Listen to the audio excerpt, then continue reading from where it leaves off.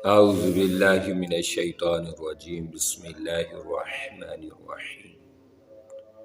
ان اللہ وملائکتہ یصلون علی المتصحرین صدق رسولہ النبی الکریم اللہم صل علی سیدنا و مولانا محمد وبارک وسلم علیہ۔ پیارے نبی علیہ الصلوۃ والسلام نے ارشاد فرمایا کہ جب بندہ سحری کرتا ہے تو ان اللہ و ملائکتہ یصلون علی المتصحرین، سحری کرنے والوں پر اللہ اور اس کے سارے فرشتے درود پڑھتے رہتے ہیں۔ یہ ہے حدیث پاک، اور اس کی تشریح کیا ہے؟ کیا سحری کے ٹائم صرف جب ہم کھانا کھاتے ہیں، پانی پیتے ہیں، اس ٹائم ہی درود پڑھا جاتا ہے؟ نہیں، سحری کا ٹائم جتنا ٹائم ہے 2-2.5 گھنٹے جتنے میں آپ اٹھتے ہیں، گویا کہ آپ صرف کھانا کھانے کے وقت اللہ کا درود آپ پر نہیں آ رہا، اور اللہ کے پاک فرشتوں کا درود صرف کھانے کے دوران نہیں آ رہا، بلکہ آپ بازار سے دہی خریدنے گئے ہیں، دودھ لینے گئے ہیں، یا خورد و نوش کا سامان لینے آپ بازار میں جا رہے ہیں، یا آپ سحری کے لیے کسی کو اٹھا رہے ہیں، جگا رہے ہیں، الغرض سحری کے وقت جب آپ اٹھ چکے ہیں اور کسی بھی سحری کے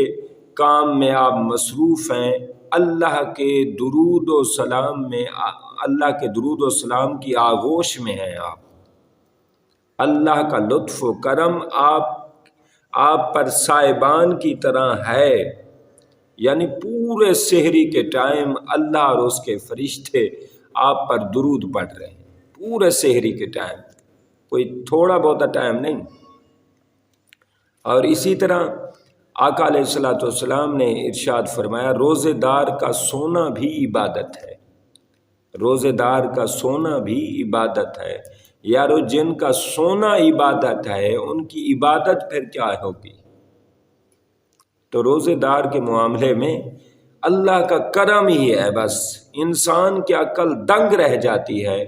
اللہ کی رحمت، اللہ کا لطف و کرم، اور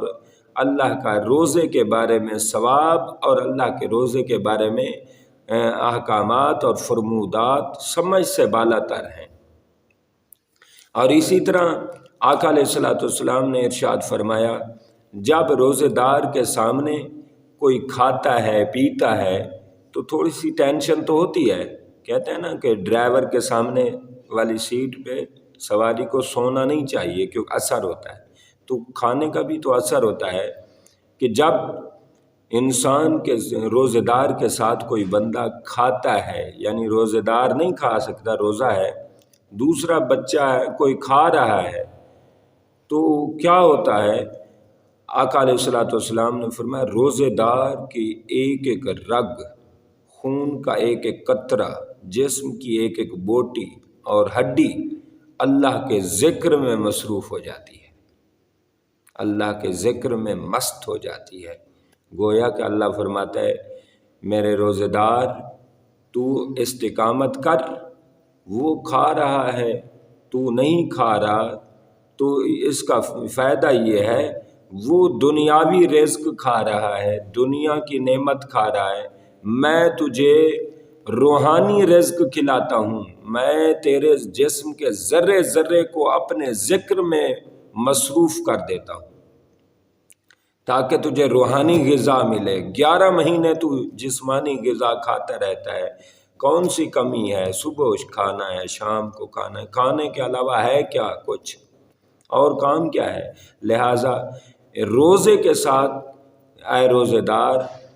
وہ کھا رہا ہے تو نہیں کھا رہا، تیری غذا میں نے روحانی غذا کھلا رہا ہوں، روحانی غذا کا مزہ تجھے دکھا رہا ہوں، تاکہ تو اس غذا کی طرف بھی آئے اور اس غذا کا بھی مزہ لے سکے۔ تو روزے دار کے ساتھ کھانے والا کوئی بڑا ہو تب یہ فضیلت ہے کہ روزے دار کا جسم اللہ کے ذکر میں مصروف ہو جاتا ہے؟ نہیں، روزے دار کے ساتھ اگر کوئی بچہ بھی کھا رہا ہے، اپنے بچے بھی کھا رہے ہوں، چھوٹے چھوٹے بچے بھی کھا رہے ہوں، تب بھی آپ کو یہ فضیلت ملے گی کہ آپ کا جسم اللہ کے ذکر کے لیے منتخب کر لیا جاتا ہے، اور جسم کا ذرہ ذرہ اللہ اپنے ذکر کے لیے منتخب فرما دیتا ہے اور اپنے ذکر میں مصروف کر دیتا ہے۔ لہذا روزے دار کی کتنی بڑی سعادت ہے کہ اللہ پاک آپ کے جسم کے ذرے ذرے کو اپنے ذکر کے لیے مصروف فرما دے اور منتخب فرما دے۔ لہذا ہمیں جتنے بھی روزے رہ گئے ہیں پوری قدر و احترام سے، پورے جوش اور جذبے سے، ہمت سے، تندرستی اور توانائی سے رکھنے چاہیے، اور کمی کوتاہی نہیں ہونی چاہیے۔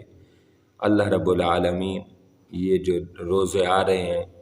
یہ سارے روزے لیلۃ القدر کے روزے ہیں، بڑی فضیلت ہے ان کی، بڑی عظمت ہے۔ ہر روزے کا ہی ثواب جداگانہ ہے، ہر روزے کا ثواب مختلف ہے، لیکن آخری دنوں کے روزے بہت زیادہ فضیلت اختیار کر جاتے ہیں۔ ہم عید کے شاپنگ کے میں مصروف ہو جاتے ہیں اور عید کا سسٹم اور عید کی سوچ میں رہ جاتے ہیں، اور آخری جو فضیلت والے دن ہوتے ہیں ہم ان کو کما حق کو رکھ نہیں سکتے روزے۔ لہٰذا عیدوں کو چھوڑیں، عید تو وہ ہے کہ اللہ کو راضی کر لیا جائے۔ لہٰذا آخری دنوں میں بجائے شاپنگ کے